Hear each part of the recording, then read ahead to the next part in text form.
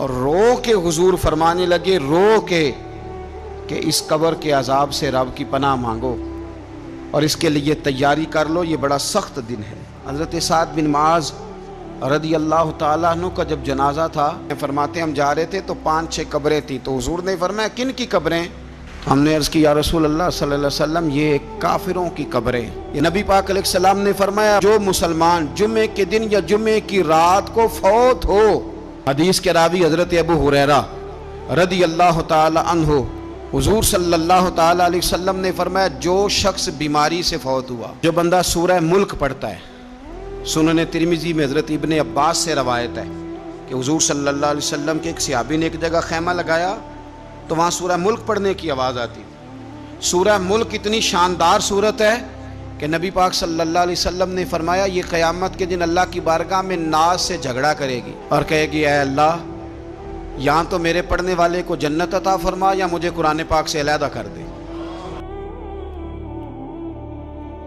اب عذاب قبر جو ہے، قبر کے اندر جو انسان کا عذاب ہے تو وہ بھی عالم برزخ کا عذاب ہے۔ میرے رسول کریم صلی اللہ تعالی علیہ وسلم نے کچھ چیزوں سے پناہ مانگی ہے، خود حضور نے، رسول کریم علیہ السلام نے پناہ مانگی۔ حضور فرمانے لگے اے اللہ مجھے کنجوسی سے، بخیلی سے پناہ عطا فرما، اور حضور نے باقاعدہ پناہ مانگی ہے کہ اے اللہ مجھے ارذل العمر ہونے سے پناہ میں رکھ، جب عمر اتنی زیادہ ہو جائے کہ وجود کے حصے کام کرنا چھوڑ جائے، اس سے پناہ مانگی۔ اور خود میرے نبی پاک علیہ السلام نے قبر کے عذاب سے پناہ مانگی۔ یہ تعلیم امت کے لیے کہ تم بھی پناہ مانگو عذاب قبر سے۔ قبر کا عذاب برحق ہے، قبر کے لیے تیاری کر کے رکھنا، اپنی قبر کو یاد رکھنا، مر جانے کو یاد رکھنا۔ حضرت سعد بن معاذ رضی اللہ تعالیٰ عنہ کا جب جنازہ تھا تو صحابہ کرام فرماتے ہیں کہ حضور نے نماز جنازہ کی امامت فرمائی تو قبر کے تیار ہونے میں کچھ دیر تھی، تو رسول کریم صلی اللہ علیہ وسلم زمین پر بیٹھ گئے اور ایک لکڑی سے حضور زمین کریدنے لگے۔ ہم وہ انتظار تھے کہ اللہ کے رسول صلی اللہ علیہ وسلم سر مبارک اٹھائیں، ہمیں کو نصیحت کریں۔ فرماتے حضور نے سر اقدس اٹھایا تو حضور کی آنکھوں میں آنسو تھے، اور رو کے حضور فرمانے لگے، رو کے کہ اس قبر کے عذاب سے رب کی پناہ مانگو اور اس کے لیے تیاری کر لو، یہ بڑا سخت دن ہے۔ رو کے حضور نے فرمایا، رو کے۔ آج تو لوگ مذاق بناتے ہیں، کچھ فقیر صوفی درویش کہلانے والے بھی، وہ کہتے ہیں جو مولوی بتا رہے ہیں نا قبر میں بچھو ہوں گے، سانپ ہوں گے، یہ تو مولوی اپنی قبر بتا رہا ہے، ہمارا اس سے کیا لینا دینا ہے۔ خدا سے ڈریں۔ وہ چیزیں جو احادیث مبارکہ میں آ گئیں، جس سے نبی پاک نے ہمیں ڈرایا، ہمیں سمجھایا، آپ اس تنبیہ کو، اس نصیحت کو آپ اس رنگ میں لیں گے کہ مذاق بنایا جائے گا دین کا، بجائے اس کے کہ اس سے ڈرا جائے۔ حضرت سیدنا براء بن عازب رضی اللہ تعالیٰ عنہ ارشاد فرماتے ہیں کہ میں نے نبی پاک صلی اللہ تعالیٰ علیہ وآلہ وسلم سے خود اس بات کو سنا ہے، خود رسول کریم صلی اللہ علیہ وسلم نے فرمایا۔ حضرت زید بن ثابت رضی اللہ تعالیٰ عنہ بھی اس بات کے راوی ہیں، فرماتے ہم جا رہے تھے تو 5-6 قبریں تھیں، تو حضور نے فرمایا کن کی قبریں؟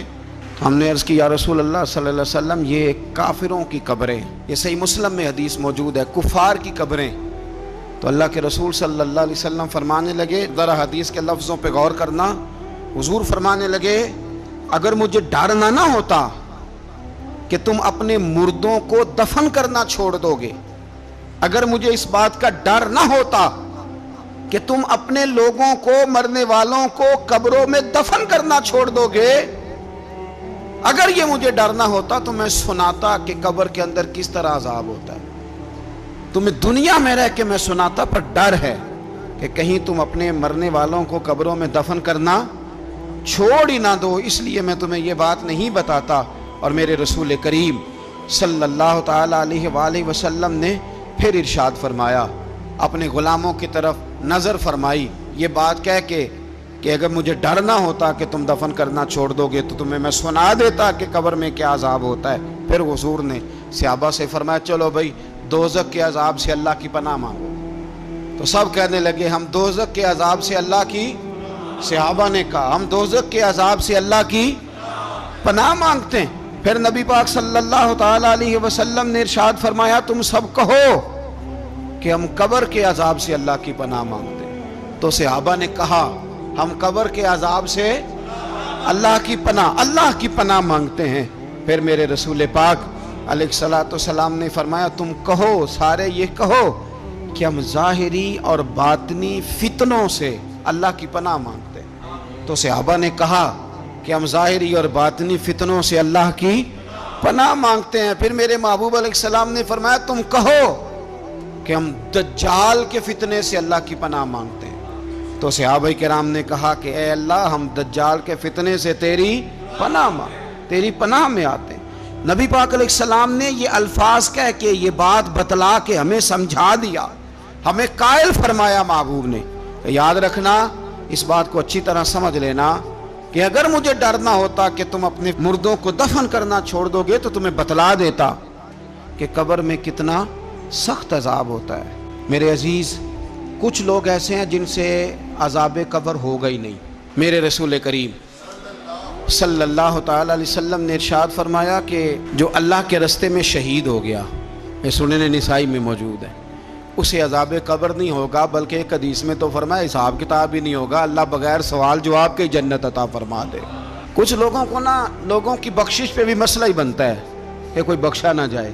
اور ایک صاحب کہہ رہے تھے جی یہ کیا معاملہ ہے کہ جمعے کو بندہ مر گیا یا فلانا ہو گیا تو اس سے حساب کتاب نہیں ہوگا، اتنے بڑے جرم لوگوں نے کی، اتنے پاپ، اور جمعے کو مر گیا تو بخشا جائے گا۔ تو میں نے کہا جرموں کا بھی اسے حساب اللہ لے لے گا، لیکن میاں حساب کتاب کی ڈیوٹی نہ اللہ کی ہے تو بہتر یہ ہے کہ اسی کے ہاتھ میں رہے، تو نہ اپنے ہاتھ میں لینے کی کوشش کر۔ سنن ترمذی کی حدیث۔ ہمیں پتہ نہیں کیا مصیبت ہے، ہمیں پتہ نہیں کیا مسئلہ ہے۔ ایک جنازے سے میں نکلا، آپ یقین کریں کبھی کبھی کلیجہ پھٹ جاتا ہے۔ میں ایک جنازے سے نکلا تو میرے ساتھ ایک بندہ جنازہ پڑھ کے نکلا تو کہنے لگا جی پیر صاحب دیکھیں آج کتنی دنیا آئی ہے، حالانکہ یہ بندہ اس طرح کا تھا، اس طرح کا تھا، اس طرح کا تھا۔ میں نے اسے کہا یار تجھے تو فکر ہی لگ گئی ہے کہیں جنت میں چلا ہی نہ جائے، تو اس طرح کرنا جنت کے دروازے کے سامنے کھڑے ہو جانا ڈنڈا لے کے کہ میں نے نہیں جانے دینا۔ شرم آنی چاہیے ہمیں۔ اللہ فرماتے ہیں جنت اتنی چوڑی ہے جتنے زمین و آسمان، اس کی چوڑائی زمین اور آسمان کے برابر ہے، تو ہم تو اپنے علاوہ کسی کو جانے نہیں دینا چاہتے جنت میں۔ اور بس کریں، جنت خدا کا فضل ہے، اور اللہ فرماتے ہیں میرا فضل میں جسے چاہتا ہوں عطا کرتا ہوں۔ یہ سنن ترمذی کی حدیث، اور اس کے راوی حضرت عبداللہ ابن عمر رضی اللہ تعالیٰ عنہ، نبی پاک علیہ السلام نے فرمایا جو مسلمان جمعے کے دن یا جمعے کی رات کو فوت ہو اس کو اللہ تعالیٰ قبر کی آزمائش سے محفوظ رکھتا ہے۔ جو جمعے کی رات فوت ہو جائے یا جمعے والے، یعنی جمعے رات اور جمعے کی درمیانی رات چلا جائے یا جمعے والے، تو اللہ اسے عذاب قبر سے، تو میرے عزیز جو بندہ شہید ہو اس سے عذاب قبر نہیں ہوتا، جو آدمی جمعے کے دن یا جمعے کی رات چلا جائے اسے بھی عذاب قبر نہیں ہوتا۔ اور میرے رسول کریم صلی اللہ تعالیٰ علیہ وسلم نے فرمایا جو بندہ ایک دن اور ایک رات، یہ حدیث صحیح مسلم میں، سنن ترمذی میں، مصنف عبدالرزاق میں موجود ہے، ایک دن اور ایک رات اللہ کی رضا کے لیے اسلامی سرحد پہ پہرا دے۔ میں اور آپ سوئے ہوئے ہیں، لیکن وہ لوگ جو فوجی بارڈروں پہ کھڑے ہیں، دیکھو مدینے والے محبوب کس کس پہ کرم فرماتے ہیں۔ ساری عمر نہیں، 24-25 سال کی سروس نہیں، فرمایا ایک دن اور ایک رات اللہ کی رضا کے لیے جو اسلامی سرحد پر پہرا دے، مسلمانوں کو کافروں سے بچائے، رب اسے عذاب قبر نہیں دے گا، اسے اللہ تعالیٰ اپنے فضل سے معاف فرما دے گا۔ ایک رات اور ایک، آپ کیا سمجھتے ہیں کہ ان فوجیوں کی کوئی چھوٹی شان ہے، ان کا کوئی چھوٹا مرتبہ ہے؟ ایک دن اور ایک رات اگر یہ پہرا دیں تو اللہ انہیں اتنا انعام عطا کرتا ہے۔ اسی طرح سن لو، یہ ذرا غور سے سننا، ابن ماجہ کی حدیث، اور اس کے علاوہ مسند ابو یعلا میں موجود حدیث کے راوی حضرت ابو ہریرہ رضی اللہ تعالی عنہ، حضور صلی اللہ تعالی علیہ وسلم نے فرمایا جو شخص بیماری سے فوت ہوا، قربان جاؤں میرے محبوب نے بیماری کا نام ہی نہیں لیا، فرمایا کوئی بھی بیماری ہو، فرمایا جو آدمی بیماری سے فوت ہوا اللہ اسے شہادت کی موت عطا فرمائے گا، اور وہ عذاب قبر سے اور قبر کے امتحان سے بھی محفوظ رہے گا، اور حضور فرماتے ہیں اس کو صبح اور شام جنت کے باغوں میں سے رزق دیا جائے گا۔ جو کسی بھی بیماری سے مرا، یہ لوگ بیماری سے مر رہے ہیں تو لوگوں نے اچھوت سمجھ رہے ہیں، اچھوت، یہ اچھوت نہیں ہے، اس لیے کہ لوارث نہیں، یہ خدا رسول کے ماننے والے ہیں، تم انہیں اچھوت کہہ رہے ہو اور مدینے والے رسول انہیں شہید فرما رہے ہیں۔ حضور نے فرمایا جو بیماری سے مرے شہید ہے، وہ قبر کے عذاب سے محفوظ رہے گا اور جنت کے باغوں میں سے اللہ رزق دے گا۔ لوگ کہتے ہیں دیکھو جی بڑا تانگ ہو کے دنیا سے گیا ہے، تو اس بندے کو بھی عذاب قبر نہیں ہوتا۔ اسی طرح جو بندہ سورہ ملک پڑھتا ہے، سنن ترمذی میں حضرت ابن عباس سے روایت ہے کہ حضور صلی اللہ علیہ وسلم کے ایک صحابی نے ایک جگہ خیمہ لگایا تو وہاں سورہ ملک پڑھنے کی آواز آتی، کوئی بندہ پڑھنے والا نظر نہیں آتا تھا۔ جب حضور کی بارگاہ میں عرض کیا تو فرمایا وہاں قبر تھی اور قبر کے اندر بیٹھ کے میرا صحابی سورہ ملک کی تلاوت کر رہا۔ اگر ہمیں خسرہ نمبر یاد ہو جاتا ہے نا اپنی جگہ کا، اور ہمیں پتہ ہوتا ہے کہ میرے والا حصہ کتنے کروڑ کا ہے، اگر ساری کہانیاں ہمیں یاد ہوتی ہیں تو سورہ ملک بھی ہمیں یاد ہو سکتی ہے۔ موبائل پہ اس کو ریکارڈ کر لیں، پھر اس کو سنیں